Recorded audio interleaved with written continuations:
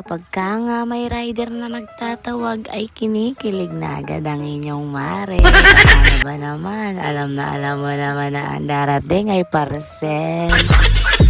So, mga gamit sa bahay na lang talagang tunay na nagpapakilig sa ating mga nanay. Sinong relate dyan? So, dahil ito lang muna ang ating kayang bilhin at ito lang ang ating pasok sa budget.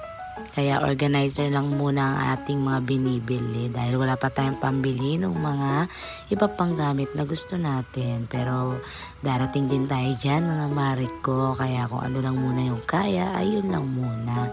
Dahil rin meron tayong mga priorities na inuuna sa ating life. Diba naman? Aba naman? So ayun nga, ito nga yung mga lagayan ng aming abubot dahil kung saan na nga lang nakikitang nakalagay ang aming mga lotion, pulbo, deodorant